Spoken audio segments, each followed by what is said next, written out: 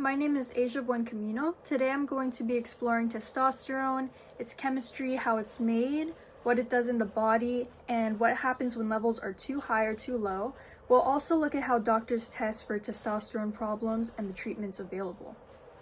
Here I have my chemical structure. Take a look at that. Okay. Testosterone is a steroid hormone with the formula C19, H28O2, and a molar mass of about 288 grams per mole. It has 4 fused carbon rings, a classic steroid backbone. Notice how the hydroxyl group at carbon 17 and the keto group at carbon 3, those chemical details are what lets testosterone attach to its receptor and do its job. Okay, for the physical properties, it's mostly nonpolar, which means it doesn't dissolve well in water. Instead, it travels in the blood attached to the proteins like SHBG and albumin. Because it's fat soluble, it can slip right through the cell membranes. Pure testosterone looks like a colorless to light yellow crystal and melts around 155 degrees Celsius. Testosterone is made mainly in the Leydig cells of the testes, with smaller amounts from the ovaries and the adrenal glands. It starts with cholesterol, which step by step becomes pregnenolone, then DHEA, then androstenedione, and finally testosterone. Each step needs specific enzymes and energy to match from NADPH and oxygen.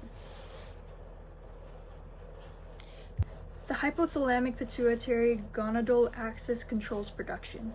The brain releases GnRH, which triggers the pituitary to release LH.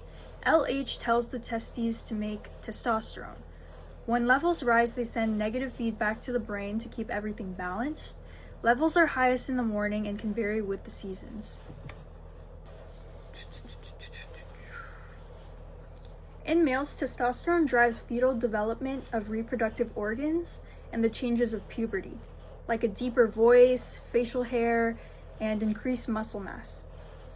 It also supports sperm production, bone density, red blood cell formation, mood, and energy. The functions in females. Females make smaller amounts in the ovaries and the adrenal glands. It helps maintain bone strength, supports muscle mass, and contributes to sexual desire. It also plays a role in ovarian follicle development and hormonal balance.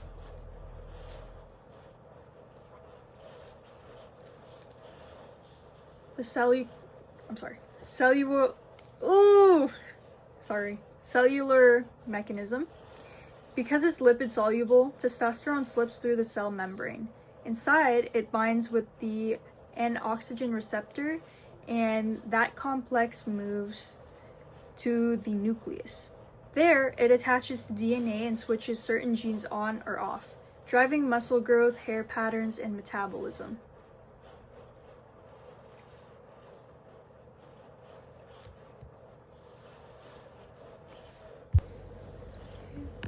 When testosterone levels climb above roughly 1,200 nanograms per deciliter, it's considered excessive. Causes include tumors, congenital adrenal hyperplasia, or anabolic steroid abuse.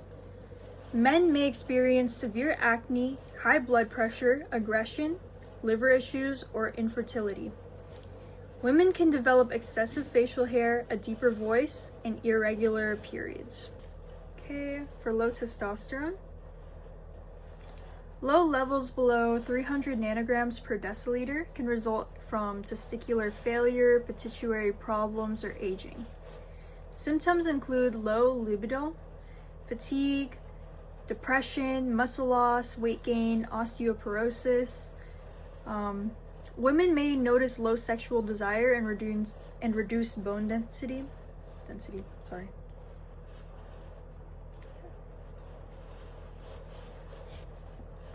Doctors usually order a morning blood test for the diagnosis. When testosterone peaks around 8 a.m., if levels are off, they may repeat the test and measure free testosterone. LH and FSH to see if the issue is in the testes or in the brain. Imaging such as MRI or CT scans can check for tumors. Okay, treatment for excess testosterone. Treatments targets the cause, like removing a tumor or stopping steroid use. Doctors may prescribe anti-androgens such as spironolactone or flutamide and manage cardiovascular risks. And for the treatment for low levels, low testosterone is often treated with testosterone replacement therapy or TRT. Options include injections, skin gels or patches, buccal tablets, and small pellets under the skin.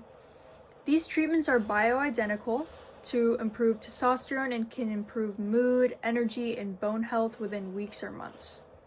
Okay, for the chemistry of medications,